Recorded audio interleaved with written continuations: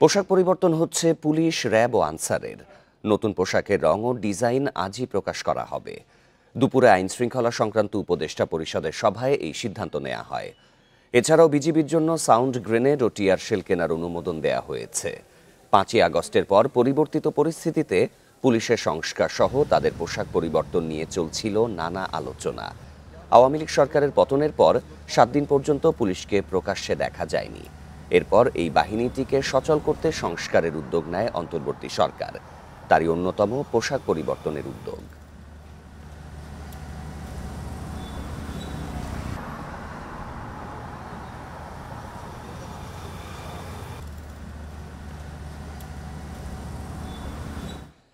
এ বিষয়ে বিস্তারিত জানাতে বার্তা কক্ষ থেকে আমাদের সাথে যোগ দিচ্ছেন সহকর্মী খালেদ রায়হান।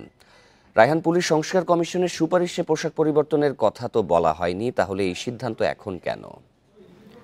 দেখুন, প্রথম বিষয়টি হচ্ছে 5 আগস্টের পর আওয়ামী লীগ সরকার পতনের পর কিন্তু যেমনটি বলছিলেন যে সপ্তাহখানেক পুলিশ সহ আইন শৃঙ্খলা বাহিনীর কোনো সদস্যই তারা কিন্তু সড়কে ছিল না, তাদের কার্যক্রম বন্ধ ছিল। তারপরে যখন অন্তর্বর্তী সরকার ক্ষমতা গ্রহণ করে তখনই কিন্তু 11 তারিখ তৎকালীন যিনি স্বরাষ্ট্র উপদেষ্টা ছিলেন তিনি জানিয়েছিলেন যে পুলিশের পোশাক পরিবর্তন করা হবে এবং একই সঙ্গে পুলিশ, র্যাব, আনসার 3টি বাহিনীর পোশাক পরিবর্তন করা হবে। তার কারণটি হচ্ছে মানুষের এই পোশাক পরিহিত মানুষদের প্রতি একটি ক্ষোভ তৈরি হয়েছিল এবং আমরা সেটি দেখেছিলাম। সেই সময়টিতেই কিন্তু এটি আলোচনায় এসেছে। সবচেয়ে বেশি আলোচনা এসেছিল পুলিশ এবং র্যাবের পোশাক, কারণ অভিযোগ এসেছিল তখন যে পুলিশ এবং র্যাব তারা সরাসরি সাধারণ মানুষ এবং শিক্ষার্থীদের উপর গুলি চালিয়েছিল এবং সেই অভিযোগ থেকে তখন থেকে আলোচনা এসেছিল যে বিভিন্ন রকমের পোশাক পরিবর্তনের কথা বলা হচ্ছিল।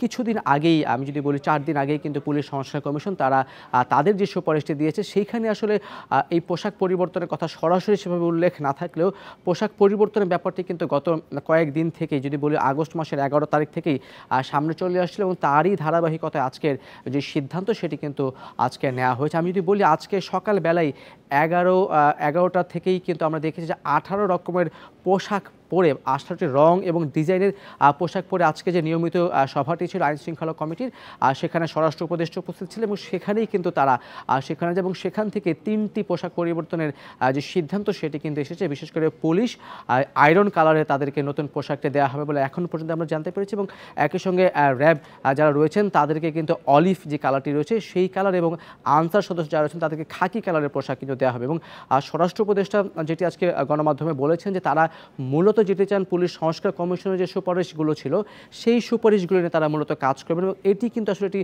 পরোক্ষ বিষয়, কারণ পুলিশ যারা সদস্য রয়েছেন তাদের মন মানসিকতা পরিবর্তন যদি না হয়, আগে তারা যে ধরনের আচরণ করতেন, রাজনৈতিকভাবে হস্তক্ষেপের কারণে প্রভাবিত হয়ে যে ধরনের আচরণ করতেন, সেটি যাতে বন্ধ করা হয় সেটিকে কিন্তু মূল লক্ষ্য এবং মূল কাজে ধরেই তারা কিন্তু এগিয়ে যাচ্ছেন। সেক্ষেত্রে পোশাক হচ্ছে, যেহেতু মানুষের একটি ক্ষোভ জন্ম হয়েছিল র্যাবের কালো পোশাক, পুলিশের সেই বর্ণের পোশাক, সেই কারণে মূলত পোশাকটিকে, যাতে এই পোশাকটিকে দেখলে মানুষের আগের মতো ঘৃণা এবং ক্ষোভ না তৈরি হয়, মূলত সেজন্য এই পোশাকটিকে পরিবর্তন করা হচ্ছে এবং আজকের মধ্যে যে 3টি রঙের কথা বললাম, পুলিশ, আনসার এবং র্যাব, সেটি হয়তো চূড়ান্ত সিদ্ধান্ত কিছুক্ষণের মধ্যেই জানা যাবে। তবে আমরা এখন পর্যন্ত যেই তথ্যগুলো পেয়েছি তাতে কিন্তু ইতিমধ্যেই এই 3টি পোশাক চিহ্নিত হয়ে গেছে এবং স্বরাষ্ট্র উপদেষ্টা যেটি বলছেন যে মূলত তাদের লক্ষ্য থাকবে পুলিশ যাতে তাদের পোশাকের পরিবর্তনের কথাটি বলছিলেন এবং এর সাথে সাথে মনস্তাত্ত্বিক পরিবর্তনের যে বিষয়টি উঠে আসে, এ নিয়ে সাধারণ মানুষের প্রতিক্রিয়া কেমন হতে পারে?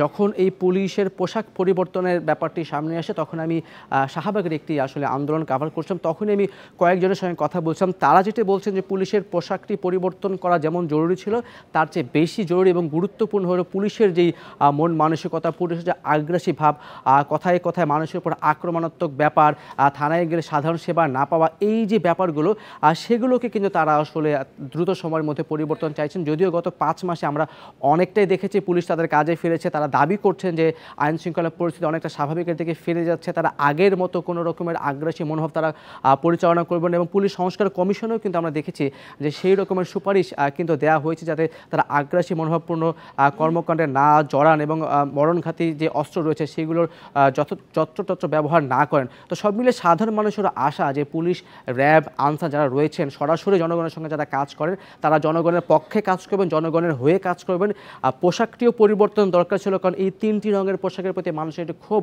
অনেকটা জন্ম হতো। সেটি থেকে দূরে আসার জন্য পুলিশকে দেখলে যেন নতুন করে সেই রূপটি ফিরে পায়, সেই জন্য সেই ক্ষেত্রে কিন্তু সাধারণ মানুষ ব্যাপারটাকে ভালোভাবেই দেখছেন। তবে তারা যেটি বলছেন পোশাক পরিবর্তনের চাইতেও সবচেয়ে বেশি জরুরি হলো তাদের যে কর্মকাণ্ড, তাদের যে নৈতিকতা সেটিকে ফিরিয়ে আনা। নিশ্চয়ই পোশাকের সাথে মানসিকতারও পরিবর্তন হোক আইন শৃঙ্খলা বাহিনীর, এটাই সকলের প্রত্যাশা। বার্তা কক্ষ থেকে জানাচ্ছিলেন সহকর্মী খালেদ রায়হানের।